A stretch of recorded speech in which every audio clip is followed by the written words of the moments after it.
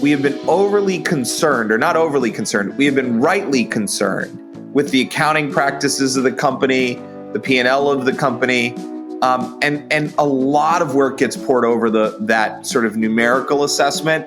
I think all I'm saying is we need to apply that same assessment and same ongoing reporting view to the other areas of due diligence that are required. In this episode, I'm joined by Brandon Daniels, president of Exiger, and we take a deep dive into the Theranos case, not from the criminal fraud of Elizabeth Holmes, but from the due diligence perspective, both in ongoing due diligence and point-in-time due diligence involving investments. A fascinating discussion. Hello, everyone. This is Tom Fox back for another episode, and boy, you are in for a treat today because I have back with me Brandon Daniels. And we're going to look at the Theranos matter, but we're going to look at it not focusing on the criminal trial of Elizabeth Holmes, but some other issues that Brandon has raised that I think really dive into the heart of the compliance professional's work in any third party, but specifically on potential business partners or even potential investments. So Brandon, first of all, with that incredibly long-winded introduction, welcome back. Thank you, Tom. Thank you for having me. It's good to be back. Brandon, could you tell us your current role at Exiger? Yeah, so I'm the president at Exiger. I report to the CEO and the board, and basically I'm responsible for all of our commercial and operational growth. We have seen an immense shift in the appetite in large corporates and in the federal government over the last 2.5, 3 years. To manage risk, to effectively manage third-party risk and supply chain risk. And we're looking at a huge opportunity to grow and to make the world a safer place, whether it's in modern slavery and the identification of issues in your supply chain, or it's climate change and being able to promote and support companies that are helping to do good around the world. So I think this role is largely meant to take us into that future opportunity and to help us capture the momentum that we've already been able to generate over the last few years. Well, Brendan, as I said in my introduction, I wanted to visit with you about the Theranos matter. The trial is ongoing, although both the prosecution and the defense have rested. We're waiting for closing arguments, but I wanted to maybe look at a couple of different angles that you brought up that really intrigued me. The first one is due diligence on potential business partners and investments. And I know you and Exiger have really tried to get the message across that there aren't third-party agents in the sales side. There aren't vendors in the supply chain. They're third parties. But does that include potential business partners or even investments if you're a hedge fund, private equity, or an institutional investor? Is that really different from due diligence on other third parties that we traditionally see, or not? No, I mean, I think the interesting thing that Theranos flagged for me is the ongoing risk that is not captured in most due diligence processes, right? So when you look at investment due diligence, when you look at due diligence from a vendor or third party perspective, they're usually decoupled, right? Usually, if you're looking at supply chain due diligence or vendor due diligence, it's the company itself looking at its vendors and trying to understand where its supply chain weaknesses are. On the investment side, it's a point in time, and you look at the dynamics of the business, right? The fact is that those need to come together and couple much more tightly, and due diligence can't be one and done. Whether you're an investor, you're a parent company looking after subsidiaries and branches, you are a company that is working with a partner on a joint venture, or if you're a company and you're doing due diligence on your vendors, the risks today will change tomorrow. And so you have to continuously monitor the issues in all due diligence to make sure that your investments, to make sure that your decisions in terms of production, your decisions in terms of your capabilities are sound. And that continuous monitoring of your due diligence, frankly, is not happening on the investment side. It's happening more traditionally on the vendor side with the companies that are managing the vendors. And so the first place where we need to see coupling is in the idea of ongoing due diligence. And I'll give you an example of this in the context of Theranos. It struck me right away seeing the Theranos evidence, the Theranos due diligence, the description of the due diligence that had been completed, that they captured a point in time. If they had done what we, for instance, did in the Joint Acquisition Task Force, Tom, where we were monitoring and assessing the viability of companies to join the fight in providing PPE and medical devices and pharmaceuticals to our healthcare front lines, they would have seen the issues that we saw in some companies. First, they would have seen an issue in terms of supply chain viability. So was this company buying equipment that would truly meet the mission of an innovative product? Or were they coupling with and paying partners and integrating with companies that were doing traditional blood testing, right? You would have seen that if you had done that sort of supply chain research. The second is, were the right skill sets in the company, right? Did they have a viable degree of knowledge and expertise to know that what they were trying to do was possible? And then lastly, given the timelines that they were going to execute against, were they ramping up production quickly enough? Were they actually buying the volume of equipment and creating the capability that could have gone out to however many thousand Walgreens, right? Those are the questions that we ask when we're doing due diligence on a company that's, set up for defense acquisition or is going to be working with HHS. If investors did that kind of due diligence, it would transform their risk picture and also give them certainty on novel and critical innovations like the one that Theranos was espousing to be trying to tackle. So how do you, it seems to me that many of the investors in Theranos were essentially betting on the come, that this was a great idea and it didn't really matter at that point whether or not they had either viable product or a plan to scale up, or were even buying the wrong or the right types of equipment to manufacture. Is how do these types of issues come in if you're just taking a flyer on something? Yeah, I mean, it's a really big flyer. I think you can moderate your investment based upon different stages of maturity in a company, right? And getting to the kind of multi-billion-dollar valuation that Theranos did on a flyer that's a tough pill to swallow.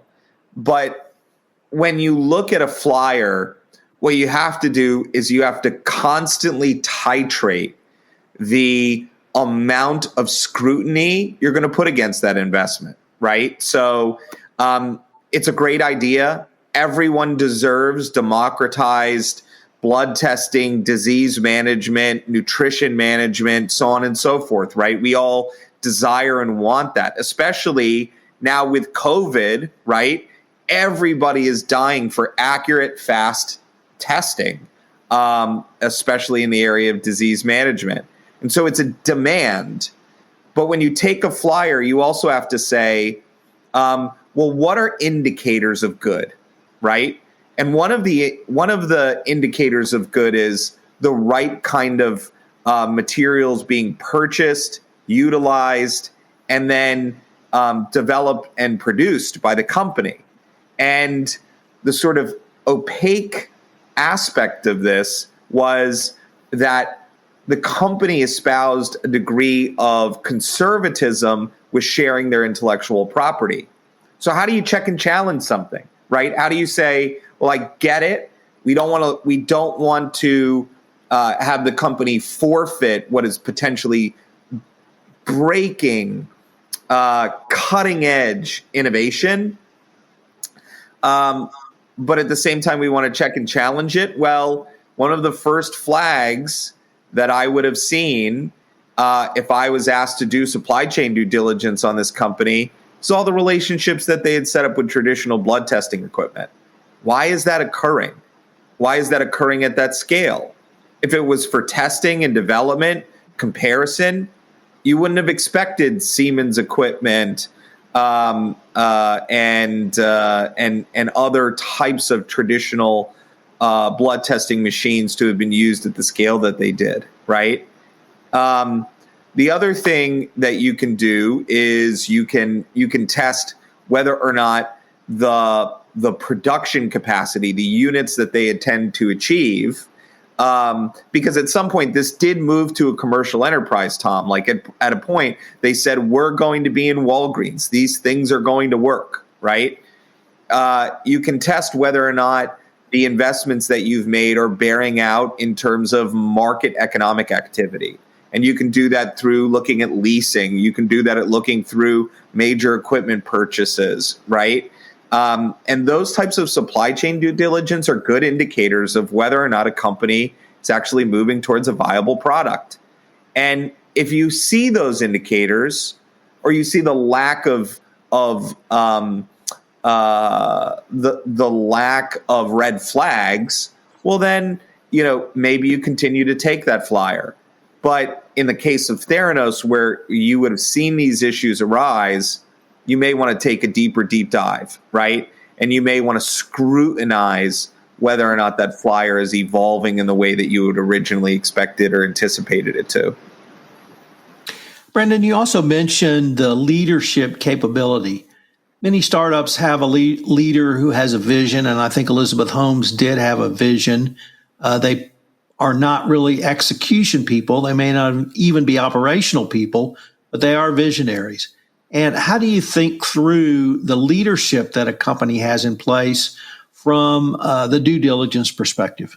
This is a really, really tough point, because maverick leaders that have a unique vision, a unique idea, and then tap into a fundamental, almost primitive need in a market are always going to get a lot of attention, especially ones that are cult of personality, which Elizabeth Holmes rightly was. She had that charismatic and enigmatic view of the world. But the one thing that I always look at, and again, I mean, I just go back to the work that we did to due diligence 11,000 companies in COVID for industry and federal government acquirers and procurement leads. The one thing that we always looked at is, does the company really have the expertise at the very top to understand that what they're attempting to do is possible? Because you'd have to imagine, and I'm not going to comment on Elizabeth Holmes because, the jury's still out, and we're going to learn what a court of law thinks the ground truth is here. But when you look at a leader, or you look at a person that is attempting such an outsized goal, you have to understand whether or not they know that goal is possible, and really understand whether or not they have the capacity, the expertise, the fundamental understanding of the components of the device or the innovation that would be necessary to know it's possible, right? I mean, we invent things all the time at Exiger. And at a fundamental level, we always know that those things are going to be possible because we know the underlying dynamics of databases. We know the underlying dynamics of what we can do in code. We know how far we can push artificial intelligence and what today is really outside of our reach, even if it's a little stretch past arm's length.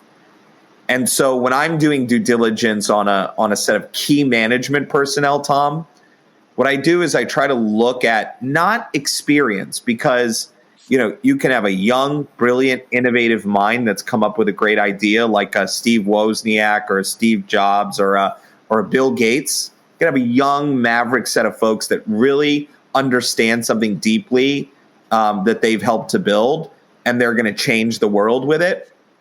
So that can happen. But really understand whether or not they understand the art of the possible.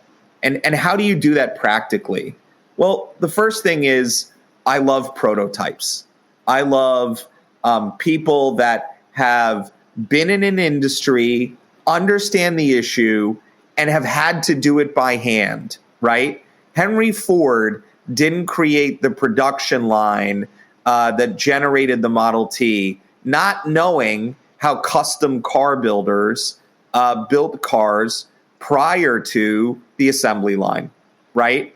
So first, you do have to have a degree of knowledge on how the process works today, have recreated that process in a prototype that you can demonstrate you have a complete understanding of. And even if it was all manual, even if it was, done in the most slapdash, sort of haphazard of ways, the first time that Bill Gates turned on a computer, it worked, right? And I bet it was ugly.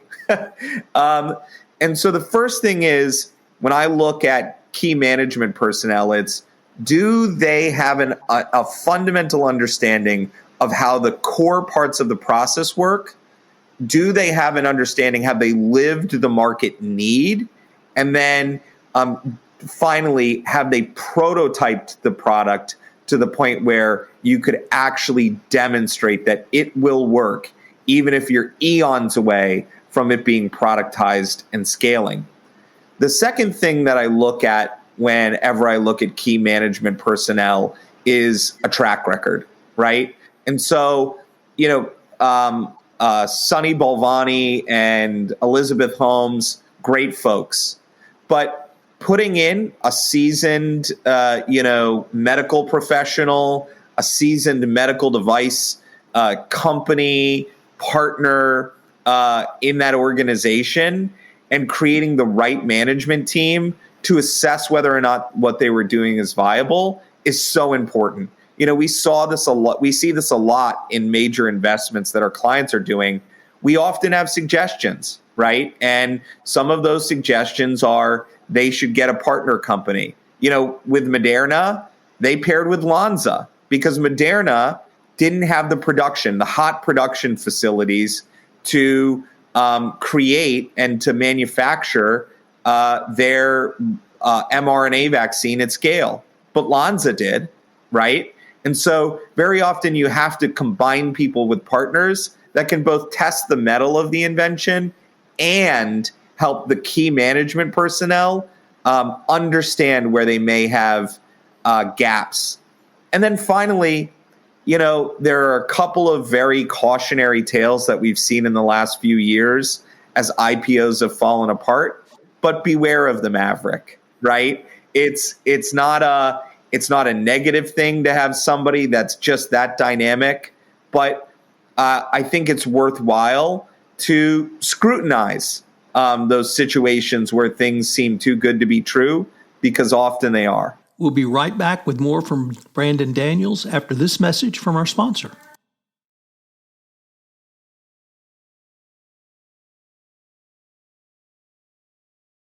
Brandon, if I change the focus just a little bit, and once again, sticking with Theranos, who would you suggest be on the due diligence team, or perhaps functions that should? Yeah, I mean that's a great question, right? So you obviously want to conduct just traditional due diligence, right? So investors, investment, you want great legal advice in terms of due diligence.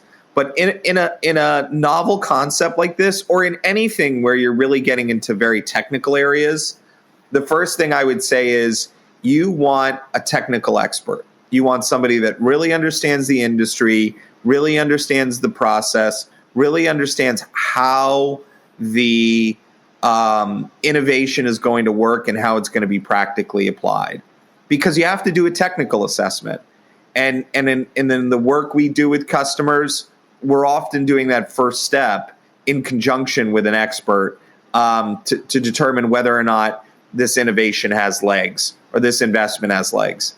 The second thing that you want is somebody that knows the industry, right? And knows the logistics, knows what good looks like, can help you set up and monitor on an ongoing basis the indicators of what scale looks like.